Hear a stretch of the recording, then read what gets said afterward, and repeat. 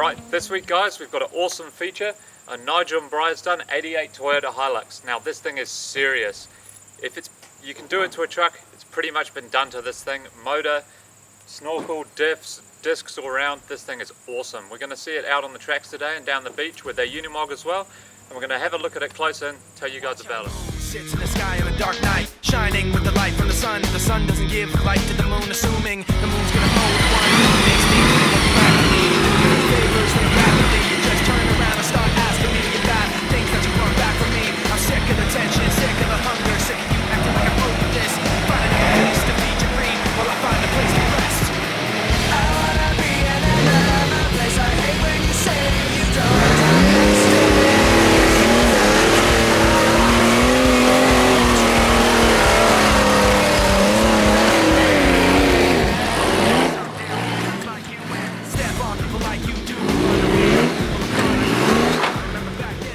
Alright guys, we're here today with Nigel. He's the owner of these two beasts. You've seen them in action and he's just going to give us a bit of a rundown. So what have you done to this Hilux, Nigel? This one here has had a 4.3 litre S10 Chevy V6 fitted to it. I'm so sick of attention, sick of the hunger, sick of you acting like I owe you this. Find another place to feed your greed. The engine's fully rebuilt. It's got a VX Land Cruiser diff in the rear that's been cut down 200mm. Got a VX Land Cruiser diff in the front. Yep.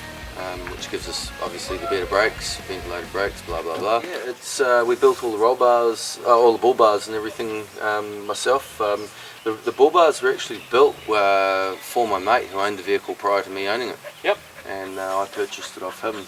It's been in the family for a very long time. Yep. So yeah, I doubt we'll ever sell it. It's a fantastic truck. Awesome. Heard she's got a bit of a nickname. Yeah, the truck's called Lucky. Lucky. Yeah, it's been a very lucky Hilux. It's had a couple of very near misses. It's been stood on its bum, slid backwards off a bank, and literally stood on its bum for a matter of seconds before it fell back onto its wheels. Yeah. Yeah, a lot of very tense moments there. Shining with the light from the sun doesn't give light to the moon, assuming the moon's gonna owe it one. It makes me think of how you act to me. You do favors there rapidly. You just turn around and start asking me about things that you want back from me.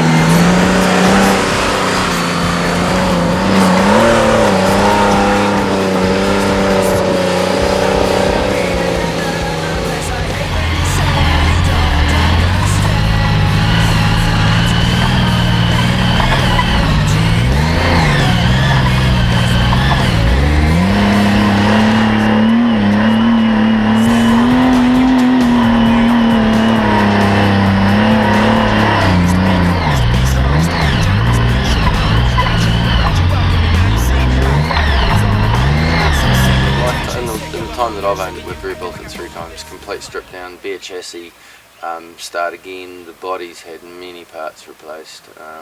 It's been well used. We've never held back. It's been dented, bashed, banged, rolled, crashed, you know. Yeah. And we keep it. I think the trick to a good vehicle is keeping it in order. Awesome. You've got to put the time in. That's awesome. Now this giant square thing you see next to us is Nigel's Unimog. Why don't you give us a rundown on this monster, Nigel? The Unimog, she's a 1984 ex-New Zealand Army Unimog, Mercedes Benz. Its origin is a 1300L. They come out with a 5.7 litre 6-cylinder diesel engine. Yep. Absolutely no power whatsoever. Okay. They're pretty poor. This one's had a model 1700 180 horsepower engine fitted to it, and it's been turbocharged and intercooled, so it makes an enormous difference. It's actually got a lot of power for it.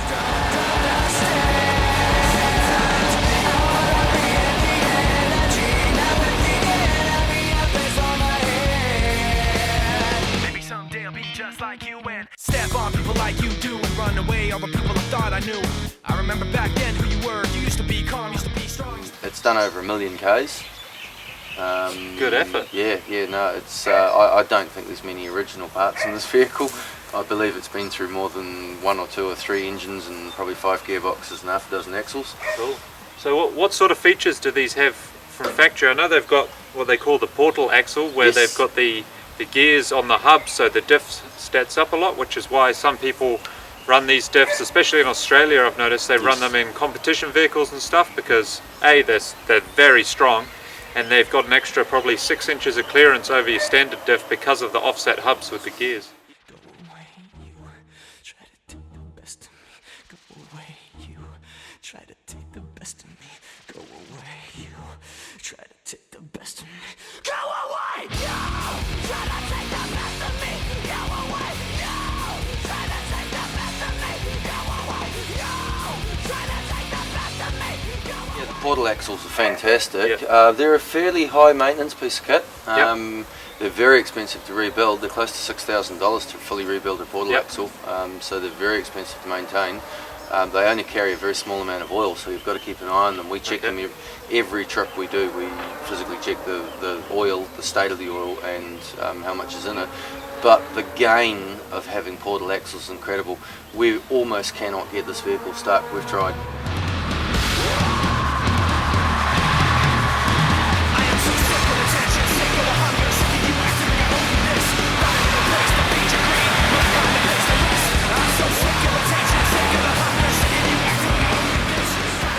Do they have factory lockers and all that sort of stuff? Yeah, everything. There's an amazing array of air pneumatics under this vehicle. They come out factory lockers, front and rear. You can engage the lockers at any speed, at any RPM.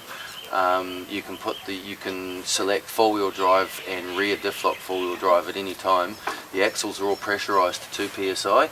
So you can go into very deep water and stay in there for a period of time. And the pressure inside pushes the water out. So it that's cancels an out. interesting thing. So the air system underneath this vehicle is quite amazing. That was probably the most challenging thing I had to deal with in rebuilding the vehicle. Cool. Well, we saw the tyre inflating setup you've got on there. Works well. Individual tyres all set up to a set PSI and everything. That's serious stuff. Wish I could have some of this gear on my truck. Generous, but you should have known that you wear out your welcome, and now you see how quiet it is all alone. I'm so sick of the tension, sick of the hunger, sick of you acting like I owe you this. Find another place to feed your greed. Well, I see all the sign writing on it. You guys do adventure tours. Do you want to give us a quick rundown on that? How people might, what you do and how people might want to contact you? Well, to give you an idea, we offer a service called Adventure Safari, Serious Adventure Safari. We do trips up Muriwai Beach, up to the bombing range. We run a small clay bird shooting, almost like a team building thing, and we have a lot of fun doing that. But that's not the only thing we do. We take people. I've done weddings where I've used the vehicle as a wedding car, and we've been to some amazing places around the North Island using the vehicle to gain access to places where you can't get normal vehicles, and take entire wedding parties, and it's a great photographic platform. We do stag nights, we've done birthdays. I even got hired by a group of Americans during the Rugby World Cup to take them away for 4 days to tour around the North Island. Awesome. And we went to some amazing places. Went to the Far and the Maori Experience Block down Waikato. So yeah, we did a lot of neat stuff there. Cool. So if anyone wanted to contact you in regards of your business, how would they go about that? We're actually on the web under SAS, Serious Adventure Safari.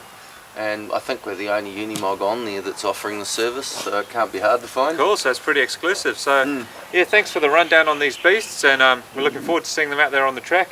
I'm sure this will pull me out once or twice. Thanks for your time, Nigel. No worries, thank you. See you guys next time.